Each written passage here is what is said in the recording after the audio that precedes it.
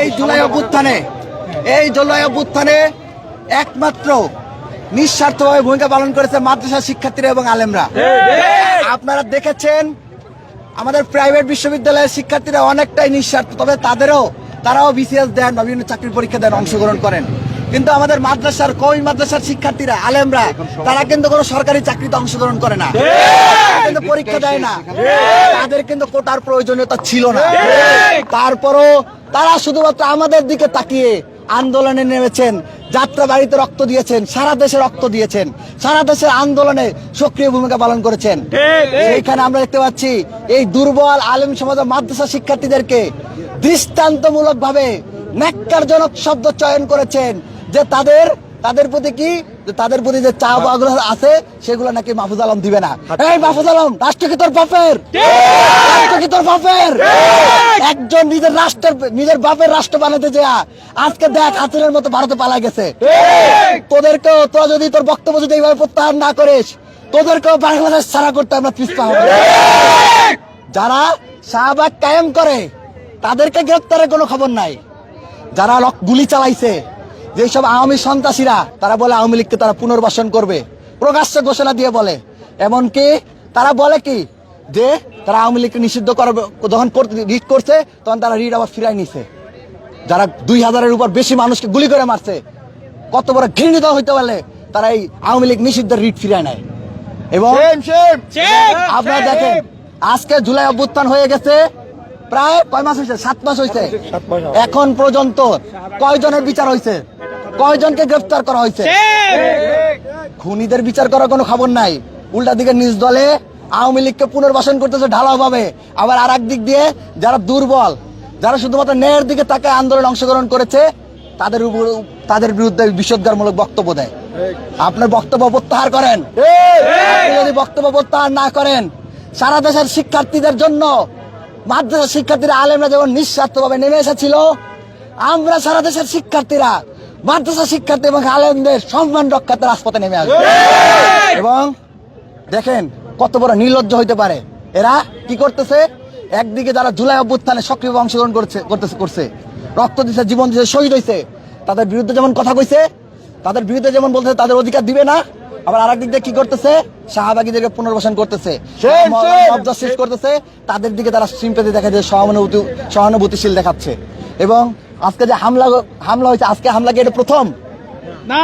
5 আগস্টের পরে এই শাহবাগপন্থীরা, এই লাল সন্ত্রাসীরা বারবার পুলিশের উপর হামলা করছে না?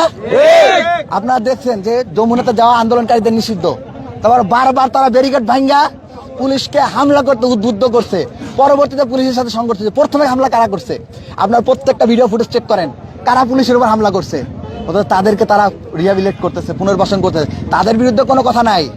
যারা দুর্বল তাদেরকে ঘায়েল করার যত চেষ্টা, কিন্তু এই শাহবাগী শক্তির বিরুদ্ধে তাদের কোনো কথা নাই। মাহমুদ আলম সাহেব, মিডিয়ার মাধ্যমে আপনাকে হুঁশিয়ার করে বলতেছে, আপনি আপনার বক্তব্য প্রত্যাহার করবেন। আপনি যদি আপনার বক্তব্য প্রত্যাহার না করেন, অপেক্ষা করেন কি হয় দেখতে পাবেন। শিক্ষার্থীরা কি করে দেখতে পাবেন। অনতিবিলম্বে হামলাকারী এবং যারা আওয়ামী লীগকে ফেসিবাদ বানানোর মূল খলনায়ক ওই লাকি আক্তার সহ তাদের সহযোগী ইমরান সরকার সহ আর যারা আছে প্রত্যেককে গ্রেফতার করতে হবে। হামলাকারীদের গ্রেফতার করে বিচার করতে হবে। যারা নিরপরাধ তাদের বিরুদ্ধে কোনো কথা বলা যাবে না, কারণ তাদের প্রাপ্য ন্যায্য অধিকার সেটা বুঝাই দিতে হবে। এই আশাবাদ ব্যক্ত করে আমাদের কর্মসূচি এখানে শেষ করছি। আবারও বলতেছি, অন ক্যামেরা বলতেছি, মাহমুদ আলম সাহেব, আপনি রাখালরাহাত দুর্নীতির সাথে আমরা দেখেছি আপনার নিউজে আপনার সংশ্লিষ্টতা আসছে, এবং আমরা মনে করি আপনি প্রেশারাইজ করার মাধ্যমে ঢাকা পোস্টের নিউজকে প্রত্যাহার করেছেন। আমরা এটাই মনে করি। আপনার বিরুদ্ধে অনেক এলিগেশন আছে, আপনাদের প্রত্যেকের বিরুদ্ধে এলিগেশন আছে। আপনারা যদি বক্তব্য প্রত্যাহার না করেন, অন ক্যামেরা বলছি, আপনাদের বিরুদ্ধে সারা দেশের শিক্ষার্থীদেরকে সাথে নিয়ে আমরা আপনাদেরকে হাসিনার মতো করে দেশ ছাড়া করতে বাধ্য করবো। ইনকিলাব জিন্দাবাদ, ইনকিলাব জিন্দাবাদ। সবাইকে ধন্যবাদ। আপনাদের যে এলিগেশনগুলো আপনারা দিয়েছেন, এই পরিপ্রেক্ষিতে আপনাদের কোনো প্রতিনিধি দল তাদের সাথে যোগাযোগ করেছে না? আমি মনে করি রাষ্ট্রের চতুর্থ স্তম্ভ মিডিয়ার সব থেকে বড় প্রতিনিধি। মিডিয়ার মাধ্যমে আমাদের দাবিগুলো আমরা রাষ্ট্র বরাবর পৌঁছে দিলাম। তারা যদি তাদের বক্তব্য প্রত্যাহার না করে এবং যথাযথ ব্যবস্থা গ্রহণ না করে, সেক্ষেত্রে আমরা রাজপথে নেমে আসব। আমরা মনে করি যারা 24-এর খুনিদের প্রতি সহানুভূতিশীল তাদের সাথে কোনো ফর্মাল সাক্ষাৎ হইতে পারে না, কোনো ফর্মালিটিস হইতে পারে না। তো আমি মিডিয়ার মাধ্যমে জানাই দিলাম, তারা যদি তাদের বক্তব্য প্রত্যাহার না করে, দুঃখ প্রকাশ না করে এবং এদের দৃষ্টান্তমূলক ব্যবস্থা গ্রহণ না করা হয়, সেই ক্ষেত্রে আমরা ব্যবস্থা গ্রহণ করব। এই ক্ষেত্রে আপনারা কোনো আলটিমেটাম দিচ্ছেন কিনা? আমরা আলটিমেটাম দিনক্ষণ বেঁধে দিচ্ছি না, আমরা বলছি দ্রুততম সময়ের মধ্যে এটা করতে হবে। আমরা দিনক্ষণ বেঁধে দিচ্ছি। ভিতর যদি এটা না হয় কতদিন না, আমরা দিন বলতেছি না। আমরা তারা যেহেতু জুলাই বুঝছেন আমাদের সহযোগিতা ছিল, আমরা যদি একসাথে কাঁধে কাঁধ লাগে সামনে কাতারের ফ্রন্ট লাইনে থেকে যুদ্ধ করে এই হাসিনার বিরুদ্ধে, হাসিনার ফেসিবাদের বিরুদ্ধে লড়াই করেছি, যুদ্ধ করেছি। তো সুতরাং আমরা মনে করি যে তাদের ক্ষেত্রে দিনক্ষণ বেঁধে দেওয়াটা যুক্তিযুক্ত হবে না। তো আমরা এই জন্য দিনক্ষণ বেঁধে দিচ্ছি না। আমরা মনে করি দ্রুততম সময়ের মধ্যে তারা তাদের বক্তব্য প্রত্যাহার করবেন। যদি না করেন সেক্ষেত্রে হচ্ছে আমরা পরবর্তী পদক্ষেপ জানাবো। কি ধরনের পদক্ষেপ নেওয়া যেতে পারে আপনাদের? যে আমরা গণতন্ত্রে বিশ্বাস করি, বরাবরই গণতান্ত্রিক। আপনারা দেখেছেন আমরা কিন্তু যারা আজকে হামলা করেছে পুলিশের উপরে বা এই লাকি আক্তার সহ, তারা কিন্তু ঢাকা বিশ্ববিদ্যালয়ের এরিয়ায় এসে মিছিল করেছে। আমরা কিন্তু তাদেরকে বিরুদ্ধে কোনো মব জাস্টিস করিনি, তাদের বিরুদ্ধে কিন্তু আইন হাতে তুলে নেইনি।